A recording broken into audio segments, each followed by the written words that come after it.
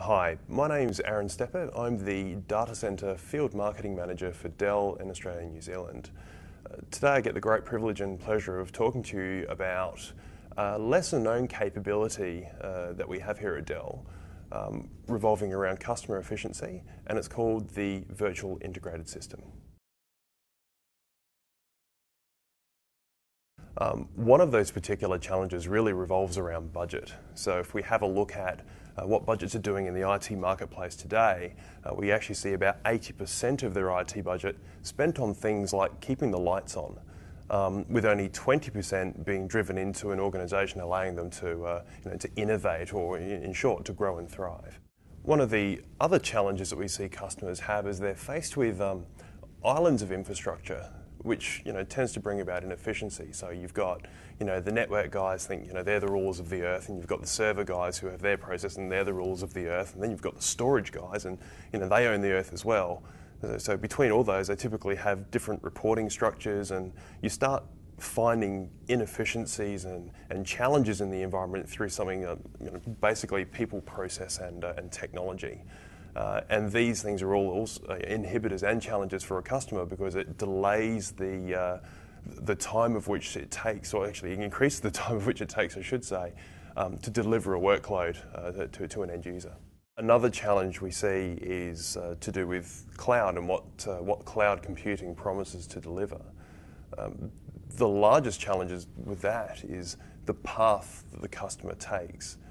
Do they approach the cloud from a perspective like a Facebook or a Google, where it's massive data centers and thousands of nodes, which is a high thing to achieve?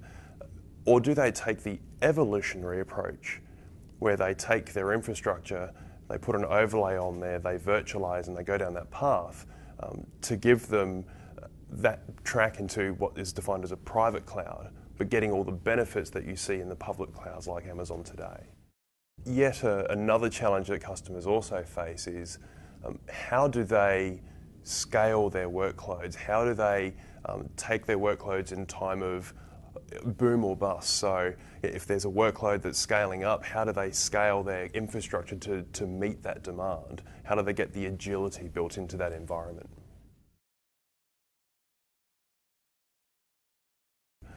One of the key benefits around going down the path of deploying the virtual integrated system, which I talk about a bit later, is really shifting that spend from the 80-20 that I mentioned earlier across to something more like a 50-50.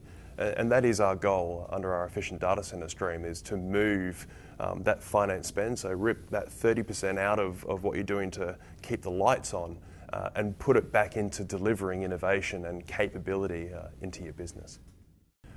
Another business benefit is all to do with governance and performance management.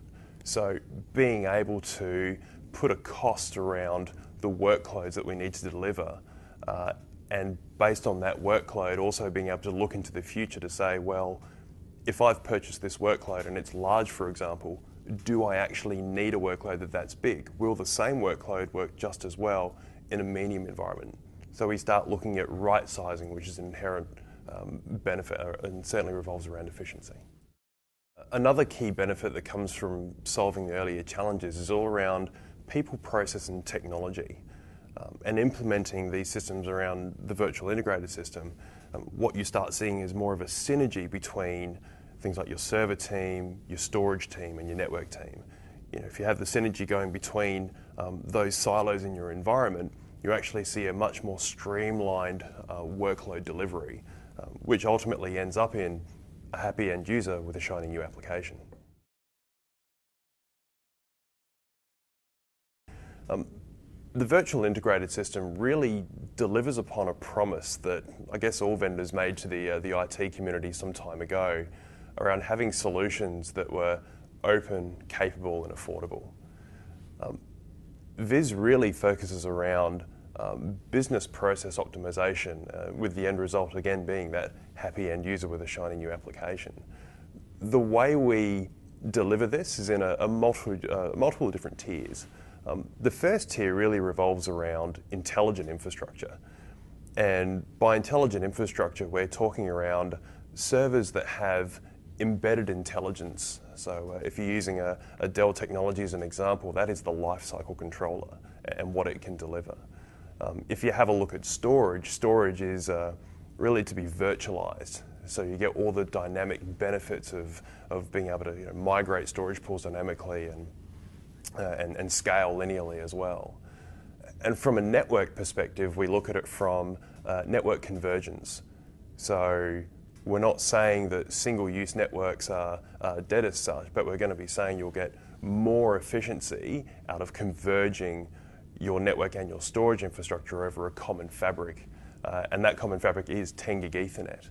And the great thing around futures from that as a technology standpoint is that the next steps you see from 10 gig Ethernet are arguably 40 gig and then going on to 100 gig. So these are the key benefits that by having an intelligent infrastructure, we can solve some of those challenges and build an efficiency at that layer. The next piece of the virtual integrated system really works to collapse the number of, I guess, or the many panes of glass that you have.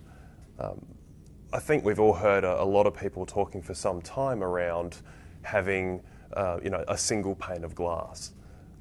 And how realistic is this? Probably not very realistic at all. But if we can collapse the number of panes of glass that you have, then that certainly is another driver towards efficiency, and it will also inherently allow your administrators and those people who are responsible for workloads to be able to manage more with less. And that's what our integration suites do. So the VIS integration suites will take the virtual machine manager of choice, and the great thing about being open is that we will support not only the mainstream hypervisors like VMware of this world, but we also look at the Hyper-Vs and the Xens of this world also. And we will build in the integration suites to be the glue that adheres all these components together and all the benefits that our technologies and solutions bring. The last thing we look at is the delivery center. And the delivery center takes into account two key components. The first one is VIS Creator. And VIS Creator gives you this self-service catalog. So rather than having a situation where you've got an application user, for example, or an end user, and they need some compute power, and due to the times of how it takes to implement a particular workload, and typically we see that in the form of weeks, the end user now through the cloud has the ability to take their American Express or their credit card and swipe away, and they've got compute power in a matter of hours. The VIS Creator delivers that stack from your private cloud. So you'll have your various workloads, whether that's a small, a medium, or a large, and they'll have a cost associated with that. And the Creator gives you the option to say, yes, I'd like a large workload or several of those. Here is the cost, and that will be billed to my business unit accordingly. What that also builds in, of course, because we've now got a cost associated with that, is something known as chargeback. And the chargeback is that actual billing process, and it really does focus on identifying where the cost to my project or where the cost to my application is. Then we move on to what's known as VIS Director. And VIS Director is the piece that delivers what I mentioned earlier, which is the governance part and the performance management. So if you have a look at what we do from a workload at a particular point in time, you'll see that the governance part is, well, is this workload actually moving? And what happens, casting my mind back, is this workload still doing what it needs to do, and the historical charges associated with that. But from a performance management, this is what gives us our foresight. This is like our capacity management. So we start looking into the future to say, well, my workload, I scaled it up for to be large, it's actually only requiring a small workload. So let's dynamically migrate that to the appropriate workload. And I'll refer back to something in the intelligent infrastructure stack known as DELL Advanced Infrastructure Manager. And the great thing around AIM as part of that infrastructure suite is it also contains the ability to not only move from physical to virtual, but virtual to physical. It brings the capability to do the provisioning across server, storage, and network. And the true benefit wrapped around the entire VIS solution is that it is truly open.